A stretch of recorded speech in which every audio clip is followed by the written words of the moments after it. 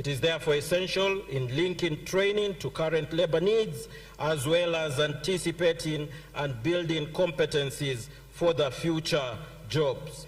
Ladies and gentlemen, the Ministry of Labour and Social Protection is responsible for ensuring adequate supply of relevant skills to industry. It achieves this function through the National Industrial mandate of regulating and facilitating industrial training, integrating labor market information into skills development, and assessing industrial training, testing occupational skills, and awarding certificates, including government trade test certificates.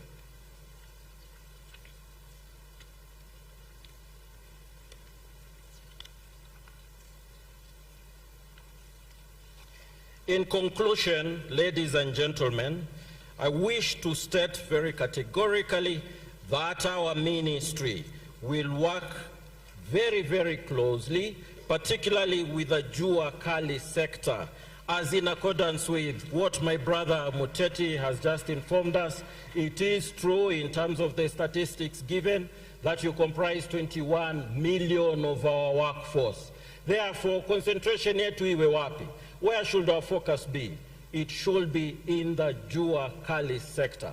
I want to give our commitment as the Ministry of Labour, the ministry in charge of all matters concerning labor issues in this country, that we will do the very best that we can to support you. Thank you, ladies and gentlemen.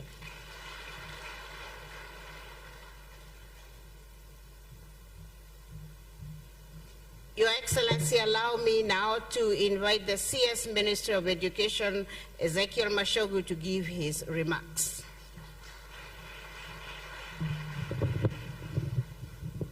Yeah, thank you, Madam CS.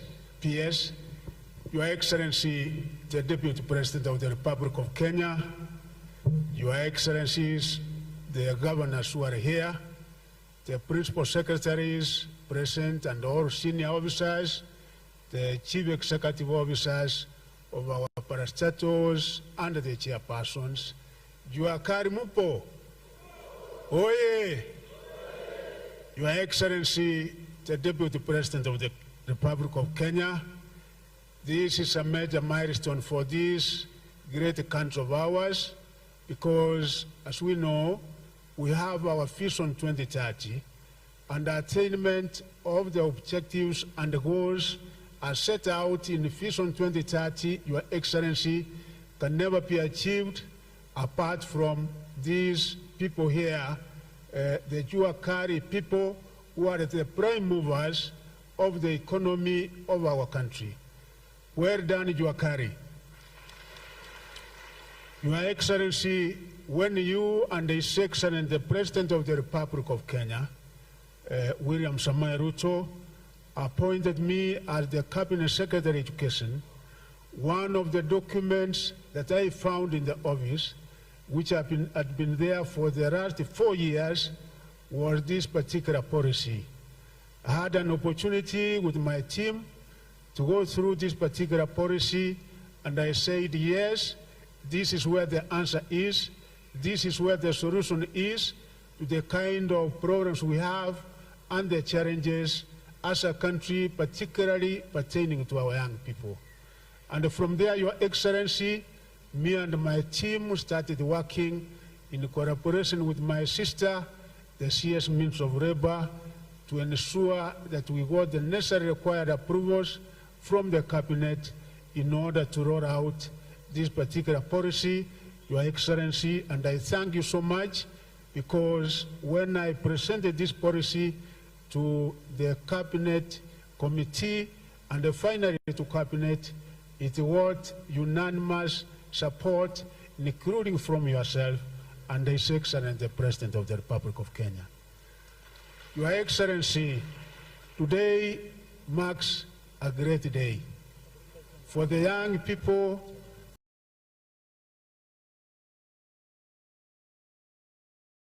the people with the necessary competencies and skills in this country, who opportunities are now going to open, not only in this country, but beyond. Because now they are not only going to work here with the kind of certification they will get, but they will also get opportunities to work in other countries within the world. Your Excellency, indeed, it has been a remarkable journey, as we have over 800 pioneer graduates here today who have successfully undergone the inaugural recognition for prior running assessment and certification. A total of 1,804 Your Excellency candidates had submitted application for assessment, and these first cohort managed to meet the requirements within the provided timelines. Among the 1,834 applicants, 65% were male and 35% were female, indicating an urgent need to encourage girls and women to apply for recognition for prior running, because we know they had quite a number, and we have made the process of assessment flexible and easier, such that they don't have sometimes to go to any given institution, but the assessors will be able to go to where they are working, and it is only when we find probably there are a few gaps here and there, something which has to be done in order for them to be perfect, that they will be required probably for 1 week or two to go to an institution where they will be able to make those particular skills in a manner that is required. This, Your Excellency, is one of the magic bullets that will uplift millions of skilled Kenyans into high returns, productive economic activities, both locally and internationally. For instance, in 2019, a survey by the International Labour Organization indicates that over 83% of the workforce driving Kenya's economy are in the informal sector, with skills but no qualifications. Now we are happy that they will be able to get the necessary requisite qualifications. It is again this broad background that the Ministry of Education developed this comprehensive, recognized prior running policy in order for us to appreciate and recognize the diverse competencies against prescribed standards, regardless of when, where, and how they were acquired. That's when we don't want to know, as long as you have the required competencies and skills. The individuals going through the RPL process acquire formal qualification that matches their knowledge and skills, thus improving their employability, mobility, lifelong learning, social inclusion, and the service team.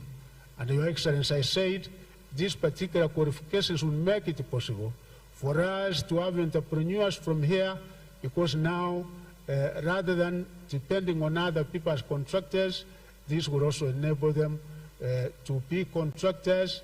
Some of them will gain subcontracts in what my friend Hinga is doing in housing, and I hope that Hinga, you will have so many of them to get into that category, so that we have entrepreneurs from this particular group. I'm also happy to know that additional instruments to aid implementation of the policy have also been developed. This, Your Excellency, includes a policy framework where we also have TVETA with their standards, we have NITA, we have other guides and tools for purposes of accreditation, which we have said we will be able to be facilitative and make it easier for anybody who will be able to apply for the same. It is my trust that with this formalizational process, all the RPL actors will work collectively and provide additional opportunities for the RPL applicants, who include workers and runners of all ages, unemployed people, refugees, immigrants, and other marginalized groups, to be able to uplift and enhance their skills in this. You heard the reason we are here, young people, and we appreciate you for dedicating your time to apprenticeship, and now you will be walking away with the fruits of your labor. Well done. Pongezi kubwa. want to encourage the remaining 924 candidates and not only them, including those who have not applied, Your Excellency, that we are going to embark on a program countrywide where we will be able to register and make sure that we have as many as possible getting certification so that they can be able to find employment, and even when they want to go for further training, they can be able to go to for further training. Because one other thing, Your Excellency, that you and His Excellency, the President, have done is also enhancing access, because we now have the Open University of Kenya, such that don't limit yourself. Once you get those qualifications, you can proceed, you do your diploma, and we are offering those courses in the Open University of Kenya. You can be able to run from the comfort of your home, and you can be able to get a degree, and opportunities are open. You can even be able to proceed up to PhD level. Your Excellency, therefore, I hope the 924 will also be able to get their certificates in a few weeks or months to come. Let them not give up. There are only few areas where we said they will be able to fill the gaps, and then from there we will be able to give them the certificates. Your Excellency, again, to say that in this particular sector, with my PSS, we have also gone ahead to make sure that indeed the sub-sector of TVET, the one which is going to produce the required manpower in this country, and you know what we had there before, a lot of theory, we have said no, we must have more practical in our TVET institutions, and that's why, Your Excellency, again, I thank you with His Excellency the President, because we had to reinstate CDAC. CDAC is the one which has the mandate of designing and developing the curriculum and also administration of the exams, and we are now on the right path, the right trajectory, and we are making sure that we will be able to produce the very best from our TVET institutions. And finally, Your Excellency, we have also had CPET, where the same we have in CPC, we are now ensuring that it is getting entrenched in our TVET institutions, and also dual running in our TVET institutions, which is a combination of practical and theory, and for sure Kenya is one country in Africa, sub-Saharan Africa, that is going to produce the best technicians and will offer the best not only in the region but internationally. Can we now please be upstanding as we welcome His Excellency the President to make his remarks and officially launch the recognition for prior running. Makofi kwa His Excellency.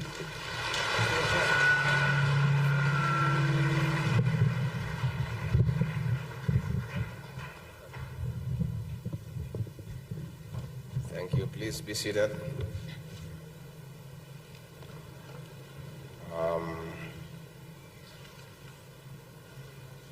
The Cabinet Secretary for Education, Ezekiel Machogu, the PSS President, the Deputy Governor for Nairobi, the Governor for Kericho representing COG, our development partners, other leaders, graduates, good afternoon. It is a very significant day in our education system as we launch the recognition of prior learning policy and witness confirmation of the skills and expertise of 900 Cohort 1 graduates.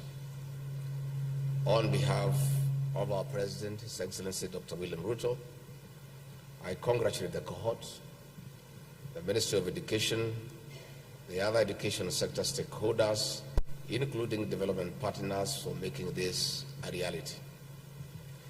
In recognition and confirmation of the ability of our artisans, who are the bedrock of our economy, we have elevated their profession and dignified them for what they do best, not the paper they lack.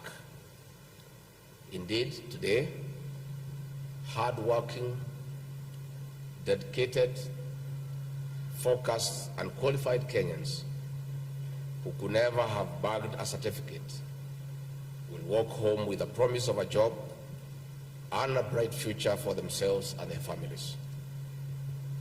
In these certificates, we are giving them the key and empowering them access to unlimited opportunities in the formal sector, locally and internationally. For instance, Lynette Imbosa, who has worked as a car mechanic in Nairobi for over 5 years, can apply for employment in an automotive assembly. This work, which is an outcome of radical reforms in the education sector that our administration is undertaking, elevates Kenya to one of the few African countries which have acknowledged and embraced recognition of prior learning as a qualification for joining the formal and informal workforce. In this regard, we are sowing and growing seeds of equity and equality as envisioned under the bottom-up economic transformation agenda. Graduates, ladies and gentlemen, out of the 19.1 million people in the labor force in our country, about 16 million work in the informal sector, which includes self-employment and casual labor. Despite their skills and expertise, the wheels to facilitate transition from the jua kali to the formal sector of the economy has been missing. We have now sealed that gap. The Ruto administration has done so because under the bottom-up transformation agenda, better, we have given priority to job creation for the millions of unemployed Kenyans working in the jua kali sector. Our decision is informed by the fact that these skilled people acquired competencies through informal and non-formal means, but they have been discriminated against for lack of paper to prove qualification. The impact has been very severe. They cannot secure formal jobs, and if they do, they have limited latitude to negotiate for higher pay equivalent to the service that they give. With the launch of the recognition of prior learning today, we have removed the barriers and opened the gate for consideration of knowledge, skills, and expertise in employment. Henceforth, our skilled artisans will no longer use folders with pictures of their hard work to prove knowledge and skills. We are ensuring end-to-end linkages in connecting graduates with employment opportunities. Graduates, ladies and gentlemen, the recognition of prior learning will play a critical role in tapping the massive knowledge, skills, and competencies at the bottom of the Kenyan economy. Subsequently, ministries and state departments have been directed to implement a continuous system for information sharing with the State Department for TVET, which is responsible for recognition of prior learning for quick turnaround from accreditation to employment. We count on this group of experts to support the implementation of the Kenya Kwanza plan and, most important, our affordable housing program. In return, these great men and women will earn their livelihood. For example, job opportunities for skilled artisans are plenty in the affordable housing program, new markets, stadia construction, shipping and maritime, among other areas of transformation. This is in addition to the diaspora jobs which our president is negotiating with other countries. A comprehensive advertisement detailing the accreditation institution, location for affordable housing projects, new markets and locations for sports stadia has been availed. Additionally, the advert includes a link for all skilled artisan international jobs. This is through the National Employment Agency under the Ministry of Labor and Social Protection, as well as the shipping and maritime jobs under the Ministry of Mining, the blue economy, and maritime affairs. Recognition of prior learning cannot fail. Recognition of prior learning will not fail. Recognition of prior learning is impactful. Graduates, ladies and gentlemen, this is a game changer as established by the Presidential Working Party on Educational Reforms, which submitted its report to the President in June last year. These education sector reforms have defined the intentions of Session Paper number 1 of 2019 on reforming education, training, and research. The session paper emphasizes quality, relevance, inclusive education, and training for sustainable development. Graduates, ladies and gentlemen, as we make and mark this great leap, I would like to ask employers to also align job description requirements to accommodate the experts. Today we acknowledge that they are qualified as confirmed by relevant authorities. The Kenya National Qualifications Authority has demonstrated that expertise is not only gained from formal learning institutions. It actually complements our competence-based system, the CBC. Once more, hats off to the first graduates of recognition of prior learning, and congratulations, asanteni sana.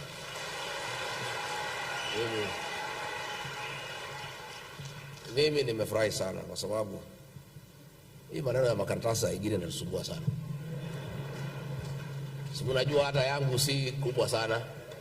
Mimi pia niko hapo, yangu ni iko chini. Lakini hata kama iko chini, hii kazi nimepewa mimi nafanya. Si ndio? So hii ni siku ya maana sana. Sana. Na mimi nataka niseme pongezi kwa wale wanafuzu leo, na nimwambie nikiwa hapa mbele iko sawa.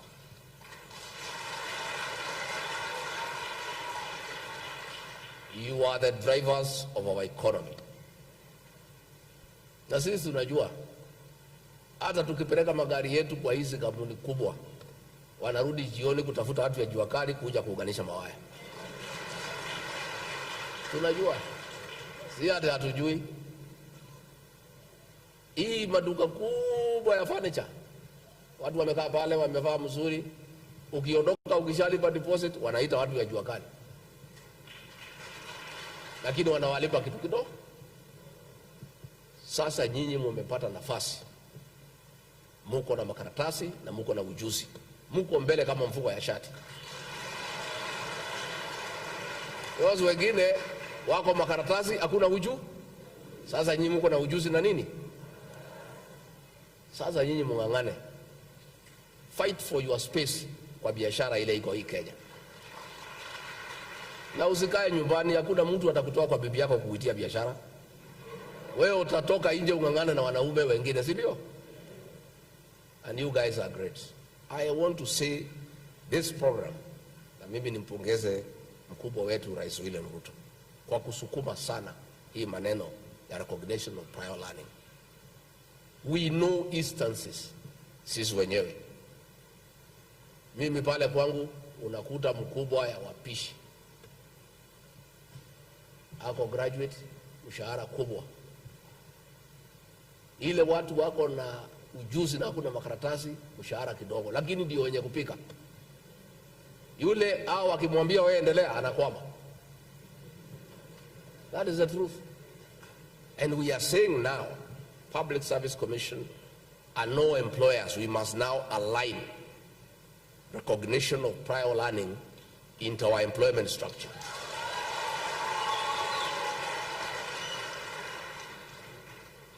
I want to give an example. When I became deputy president, nikaenda pale official residence na kukaandikwa watu hapo wengi ya kutengeneza nyasi na maua na nini. Okay, sawa. Ile mkubwa ya hiyo watu ni graduate. Ati asimamie ile tapangwa. Mimi nikienda pale kutembea, ati sikuwa nimeingia nikakuta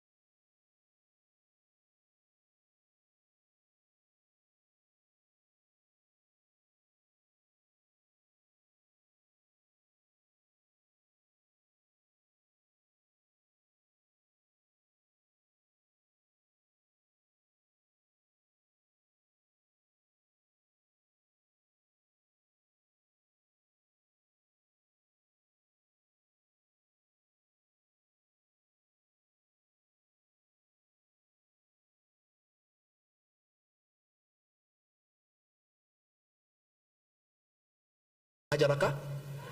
So nikamwambia huyu nikaambia hii mtu naitwa Simiyu to be in charge ya hiyo pahali, mtafute njia ile mshahara hii mtu alikuwa anakula hata muongeze zaidi kwa sababu kazi yake inaonekana.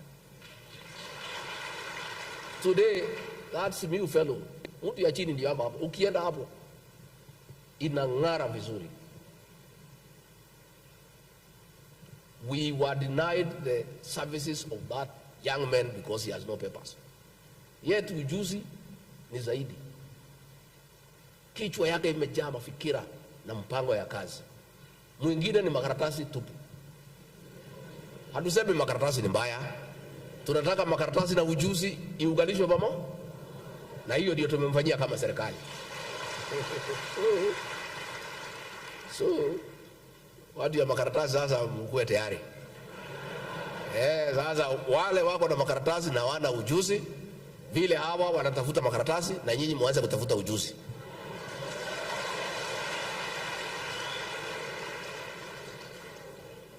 Mimi in my own small way, vitu yangu mimi nikifanya. Mimi hakuna interview nafanya kwa ofisi. Ukiniambia unaweza kazi hii, nakwambia kwenda fanya pale nione. Unafanya, mimi naangalia nasema tick. Ukisema unajua kupaka rangi, nakwambia paka hii section hii. Napaka, mimi nakuja naangalia. Because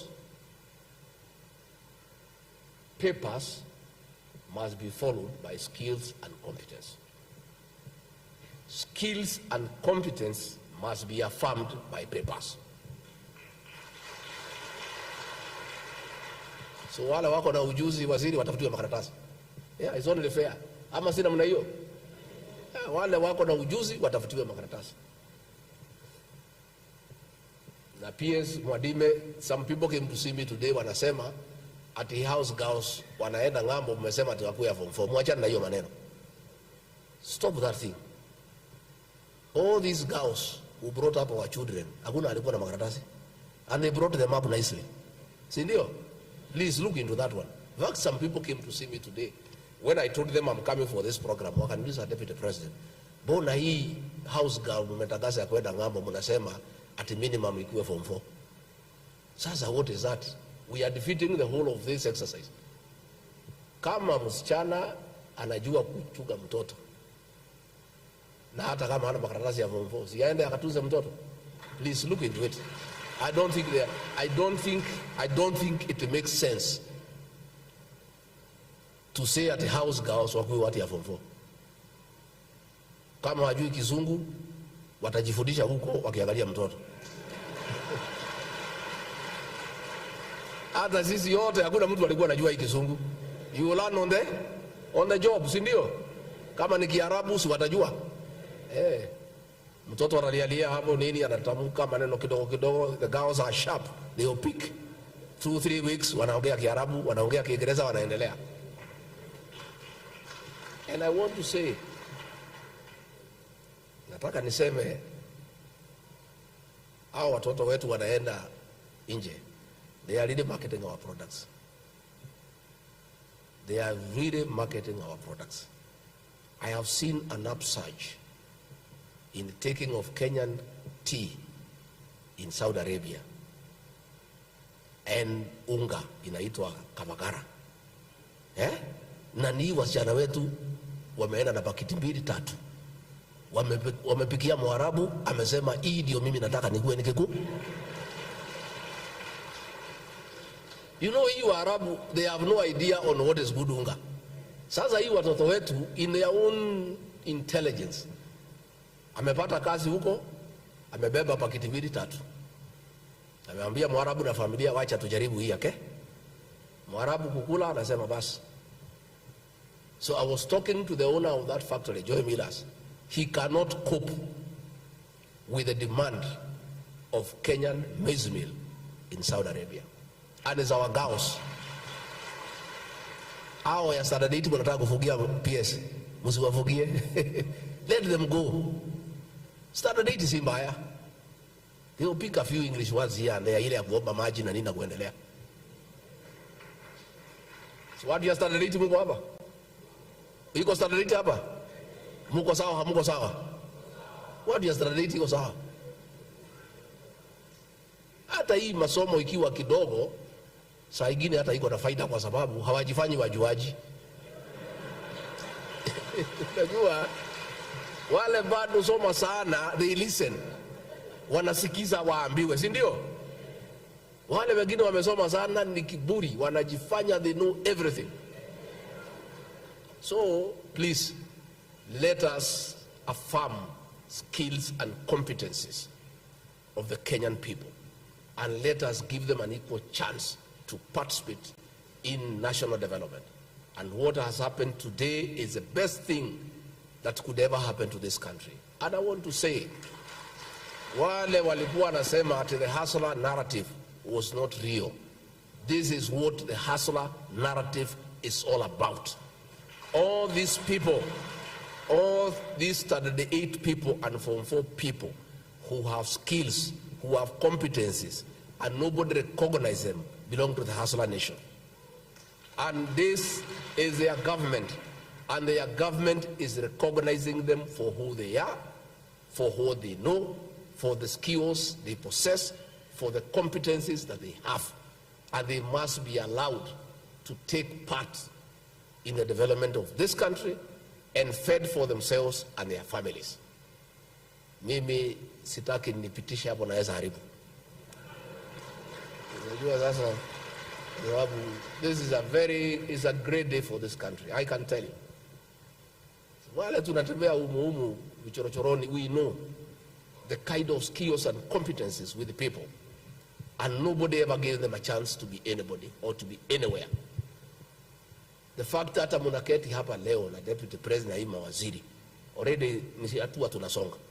Hapo beleni nyinyi hamungeketi pahali mawaziri wako, si ndio? Lakini hii ni serikali inatabua.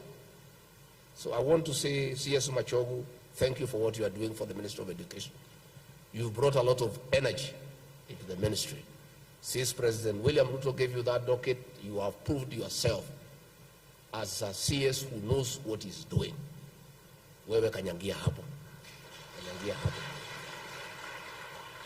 PS Moria, I want to thank you. You are doing a great job around TVET. And you know our president is a vision carrier in matters TVET. The responsibility the president has given you is very high. And the marking scheme is equally high. Because the president, your boss, is also the vision carrier for TVET. So he knows this TVET like the back of his hand. Sasa ujikakamue. Tayari you are doing well. Continue working hard. Sindio? PS Hinga, watu yako yuko hapa sasa. Sasa usipojenga manyumba utasema nini? Pesa tumekupatia juzi. Tumepitisha sheria ya pesa. Shamba ya kujenga manyumba iko. Watu ya kukaa kwa manyumba iko. Wewe mwenyewe uko. Watu ya kujenga ni hawa. Utasema nini? Please. Just do your job. Fanya kazi yako. Si ndio? PS Mwadime, watu ya kupeleka ng'ambo wako hapa. Wadi hawa wakienda ng'ambo watajikuna. Si hata nyinyi mngetaka kutembea? Si mngetaka kutembea? Wako hapa. Wacha hii watu watembee. Kwani nyinyi pekee ndio mtatembea ng'ambo? Kwani hawa ni watoto ya nani? Si hawa pia ni watoto ya mama? This is your team, PS Mwadime, please.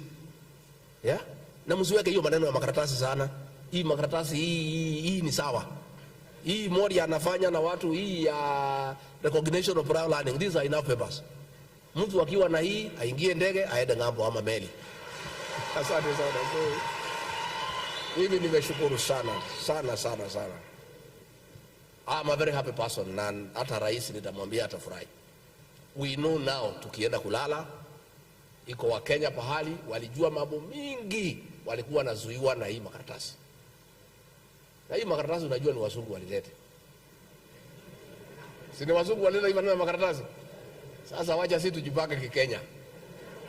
Tujipange kikenya. Aidhuru kama wanasema makaratasi sawa, wewe kama uko na ujuzi, kama makaratasi ndio shida, upewe makaratasi uendelee.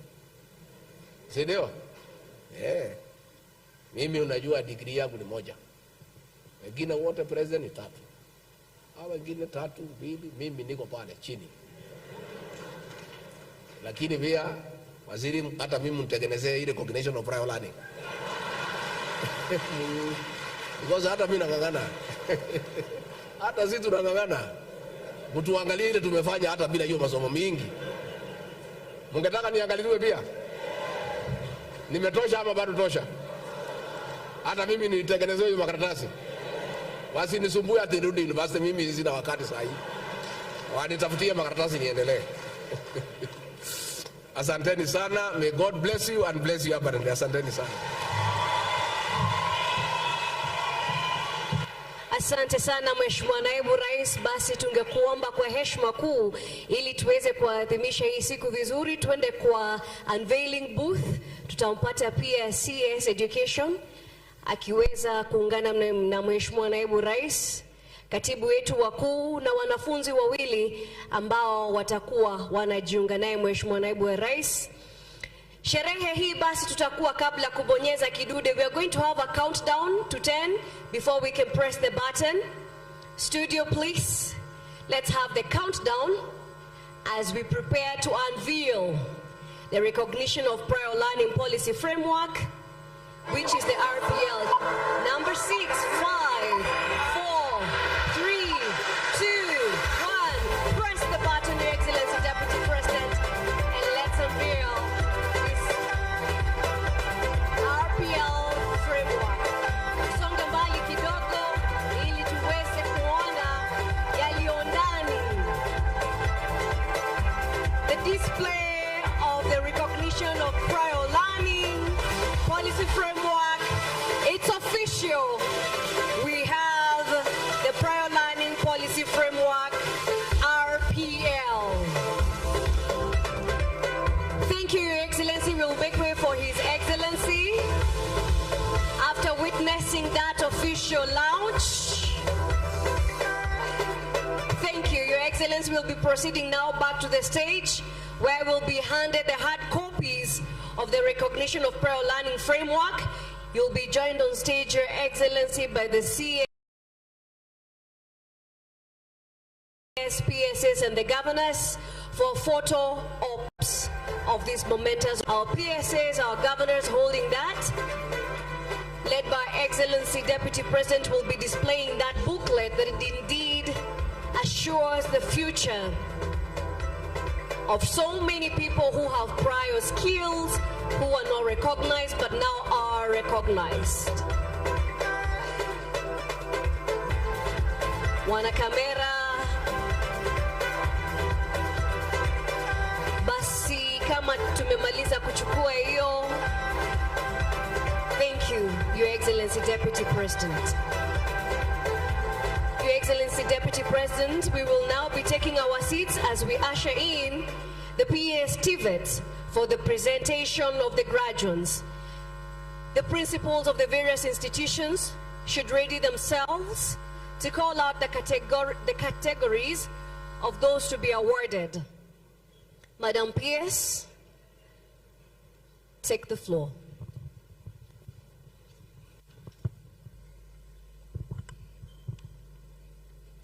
Thank you very much, Rose. The guest of honor, Your Excellency, the Deputy President of the Republic of Kenya, please allow me to call the following heads of qualification awarding institutions to present their respective RPL graduates in the following order. Number 1, TVET CDAC CEO, Professor Kitainge, please come over.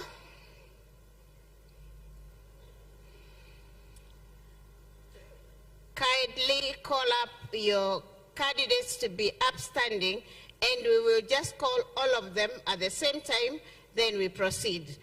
As he does that, kindly let me have near here the Chief Principal, Kitada National Polytechnic, and the Chief Principal, the Nyeri National Polytechnic. Please start coming up.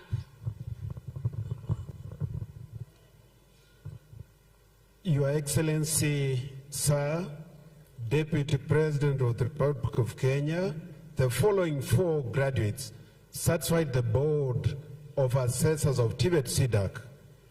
for the award of partial qualification in their respective trade areas as follows: welding and fabrication level 4, manual welding arc and gas welding arc welding.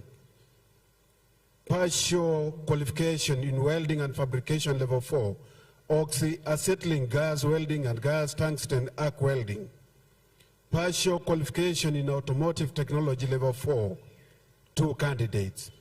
Please remain standing until you are awarded your qualifications by the chief guest.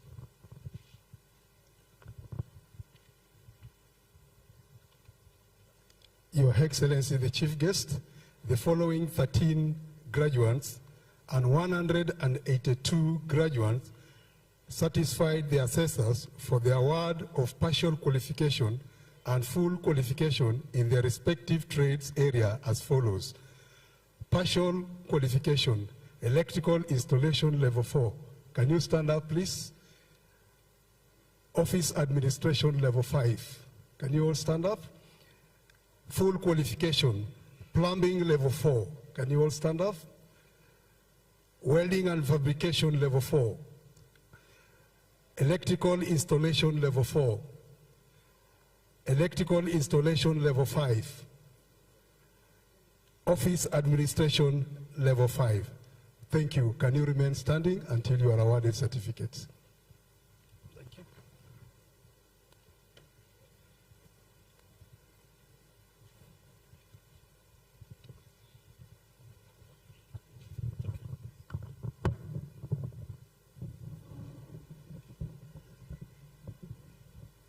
So our guest of honor, sir, please allow me to present the following 132 graduates who have satisfied all the requirements for the award of full qualification in National Diploma Level 6, Artisan Certificate Level 5, Level 4, and National Skills Certificate Level 3 in the following order. So graduates, all those who are in the category of cosmetology, you can remain upstanding. Graduates in firefighting technology, 68 of you, you can remain standing. Electrician installation, carpentry, motor vehicle mechanic, ladies wear outfits, manual metal arc welding, masonry, and plumbing. Graduates kindly stand up and remain upstanding until certificates are awarded. Thank you.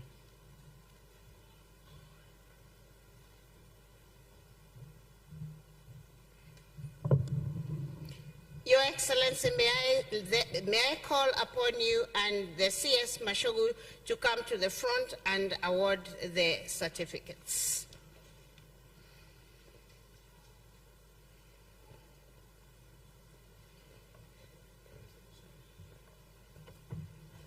Please give him to award. Give His Excellency. Yes. Okay. By the powers conferred upon me by the TVET Act 2013 of the laws